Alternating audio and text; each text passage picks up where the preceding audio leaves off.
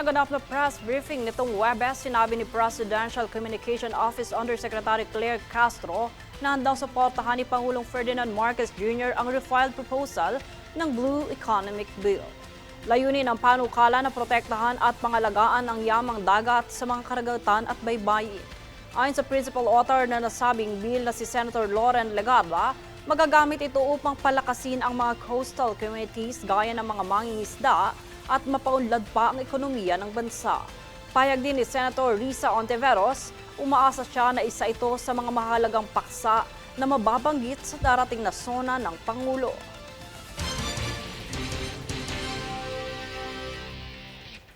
Samantala, tutol si Senator Raffy Tulfo sakaling maghain ng mosyong dismissal sa oras na simulan ang impeachment trial laban kay Vice President Sara Duterte. Ito ang kanyang kinumpirma nitong Martes sa isang press briefing sa Senado kung saan nais niyang matuloy ang proceedings nang sa gayon ay magkaroon aniya ng pagkakataon ang bise na malinis ang kanyang pangalan kung siya man ay nagsasabi ng katotohanan.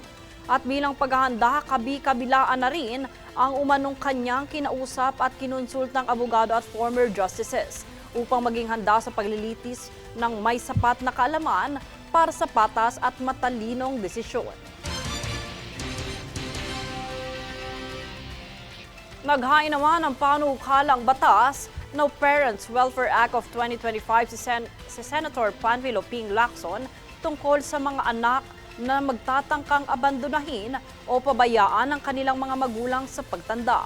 Ayon sa senador, ang naturang batas ay titiyaking hindi iiwan ng mga anak ang kanilang mga magulang at magbibigay ng suporta lalo na sa may edad, karamdaman o walang kakayahan sa buhay. Ang mga anak na hindi umano makasunod sa support order ay maaaring panagutin ng levy. Maaari silang mag-ikulong ng 1 hanggang 6 na buwan at pagmultahin ng 100,000 piso. Ang inaatasan naman mag-alaga sa magulang at iiwan sila ay makukulong din ng hanggang 10 taon at magmumultahin ng 300,000 pesos. Samantala, sa kabila ng iba't ibang isyong kinahaharap ng mga kabataan sa paaralan, nais ni Akbayan Party List Representative Chel Jokno na isulong ang straw bill para sa mga ito. Tungayan ang detalye mula sa aking ulat. Kamakailang inihayag ni Akbayan Party List Representative Chel Jokno ang inihaing panukalang nagtataguyod ng karapatan at proteksyon para sa mga mag-aaral. Ang nasabing panukala ay ang Students' Rights and Welfare o STRAW Bill na layong isulong ang pambansang patakaran sa pagpapaigting ng kalayaan ng mga kabataang mag-aaral sa panganib na mula sa pang-aabuso at karahasan. Dagdag pa rito, inihain na ng nasabing partido ang batas ng higit 1 dekada na ang lumipas at kilala bilang Magna Carta of Students na orihinal na nilalayong mapabilang ang hinaing ng mga mag-aaral sa isyong direkta silang maapektuhan na pinangangasiwaan ng pamahalaan. Paglilinaw pa ni Jokno, ang nasabing panukala ay hindi magtutulak sa mga mag-aaral na mawala ng disiplina. Bagkos kanyang dinipensahan na ayon sa pananaliksik, kailangan ito upang malinang ng bawat kabataan ang kanilang sarili sa paghahandog ng ligtas na lipunan. Kailangan ng mga estudyante ng safe space so that they can develop as students. Aniya, ang lipunan na kinakailangan ng mga kabataan ay humihimok na magkaroon sila ng boses laban sa diskriminasyon at makapagbahagi ng opinyon ukol sa kanilang karanasan at karapatan. It should also be safe for our campus journalists to be able to use that freedom of the press within their campuses. So ito yung mga bagay na sa tingin namin kailangan talagang tutukan. Jade Buhoy, nag-uulat para sa Golden Nation Network. Sa ibang balita, matapos ang demolition sa Barangay Hall sa Santa Cruz, Maynila, nilinaw ni Manila 3rd District Representative Joel Chua ang kaugnay sa isyong ukol rito. Ang detalye tunghayan muli sa aking ulat.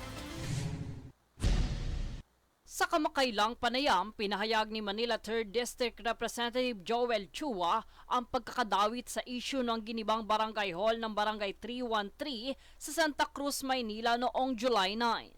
Well, unang-una ito, dumaan naman to sa lahat ng proseso. So tayo naman, pinararating lamang natin sa mga tamang ahensya ng gobyerno yung mga request sa atin ng ating mga constituents. Dito giniit ni Chua na itinayo ito para sa kapakanan ng mga residente lalo na ng mga senior citizen. So ang atin lang naman sana kung may ganitong, kasi sa Manila talaga wala naman eksaktong lupa na 'di ba? Syempre tayo, lahat naman ng mga barangay gusto natin bigyan ng maayos. In fact, ito nga, meron nga po itong senior citizen na area para yung mga senior citizen ay maging maayos, hindi mahihirapan na nandoon nabibilad sa araw. Aniya, ito ay isang pansamantalang istruktura na dating container van lamang na nilagyan ng pasilidad upang matugunan ang pangangailangan ng komunidad. Nasa tapat po ito ng eskwelahan. Hindi po ba napakaganda nun na may isang barangay hall sa tapat ng eskwelahan? Nang sa ganun, yung seguridad ng mga estudyante ay napoprotektahan at alam nila kung saan sila tatakbo in case na magkaroon ng problema. Dito binigyan din ng kongresista na hindi lahat ng barangay sa Maynila ay may maayos o permanenteng lupang pagtatayuan ng mga pasilidad. Kaya't naging kasanayan na umano sa lungsod na magpatayo ng mga pasilidad sa mga lugar na available kahit limitado ang espasyo. Dagdag pa ng kongresista, ang layunin ng barangay hall ay hindi para sa personal na interes ng sinuman, kundi para sa taong bayan. In fact, nung last week, tayo po ay nagpunta sa tanggapan ni SILG para tayo naman ay makiusap na baka po pwedeng mabiyayaan ng aming distrito ng fire truck at saka ng ambulance. So wala naman pong pinagkaiba ito doon sa mga nire-request natin at pinararating natin sa mga ahensya ng pamahalaan. Aniya, inilaan daw ito bilang sentro ng serbisyo para sa mga nakakatanda, kababaihan at iba pang residente ng barangay. Nilinaw din niya na wala siyang itinatagong intensyon sa pagpapatayo nito at bukas siyang ipaliwanag ito sa publiko. Bagamat tumangging magbigay ng pahayag ukol sa pambabatiko sa nasabing proyekto, pinabatid niyang sana'y maunawaan ng publiko ang sitwasyon sa lungsod pagdating sa limitasyon ng lupaing pampubliko. Ang barangay hall ay para sa tao. 'Di ba? Binibigyan natin ng maayos. Parang city hall 'yan eh. Pwede bang ang isang probinsya, ang isang lungsod, wala man lamang tanggapan?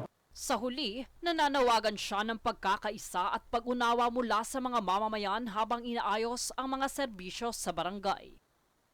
Jade Buhoy, nag-uulat para sa Golden Nation Network. Binatikos naman ng Department of Tourism o DOT ang Hello Safe sa umano'y walang basehang ulat na nakakasira sa imahe ng bansa bilang ligtas na destinasyon. Sa kabila ng pag-amin at paghingi ng paumanhin ng Hello Safe, iginiit ng DOT na patuloy ang epekto ng maling balita sa pandaigdigang media. Naninindigan ng DOT na dapat pairalin ang kredibilidad at panagutin ang mga taong nanagutan dito upang maprotektahan ang industriya ng turismo. Sa kabilang banda, muling humingi ng suporta si Tourism Secretary Cristina Frasco sa publiko kaugnay ng 3 nominasyon ng bansa sa pangunahing kategorya sa presteryosong 24th Wanderlust Reader Travel Awards. Ang Wanderlust ay pinakatanyag at pinakamalaking travel magazine sa United Kingdom, kung saan isa sa ang Pilipinas sa kinilala nito para sa Most Desirable Country Worldwide. Bukod dito ay nominated din ang Cebu para sa Most Desirable Region Worldwide, habang ang Palawan ay nakalista sa Most Desirable Island Worldwide category. Para makaboto, sagutan lamang ang form na makikita sa inyong screen at i-follow ang kanilang Facebook at Instagram pages. Bukas ang pagboto hanggang October 27. Malugod na lumuhok ang Taiwan Association Incorporated o TAP sa Asia Carnival Beyond Borders. Asia United na ginanap sa Taipei nitong linggo na inorganisa ng Asia Taiwanese Chambers of Commerce kasama ang Taipei City Government. Dito ay pinamalas ng TAP ang talento, sining at kulturang Pilipino na nagpapaantig sa parehong local at international audience. Kasabay rin ito ang muling pinagtibay na pangako ng TAP na suportahan ang mga Filipino migrant workers sa Taiwan.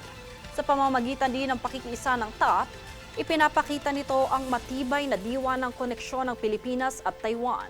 Layo naman ng festival na ipagdiwang ang pagkakaiba at pagkakaisa ng kultura sa buong Asya.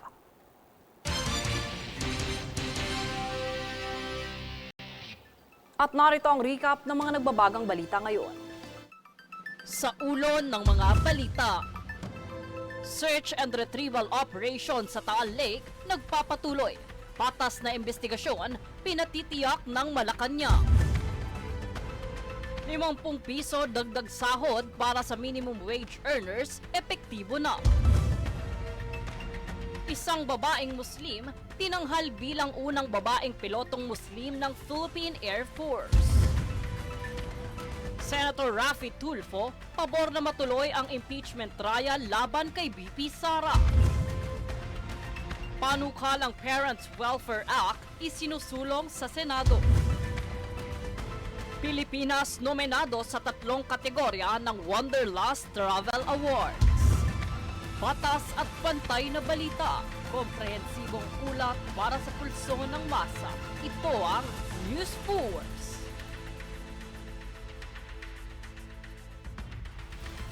Yan ang pinakamainit na mga balita ngayong araw. Manatiling nakatutok sa aming mga ulat at update sa aming Facebook page, facebook.com/GoldenNationNetwork. At mag-subscribe sa aming YouTube account, youtube.com/@GoldenNationNetwork. Ako si Jade Buhoy at ito ang News Force.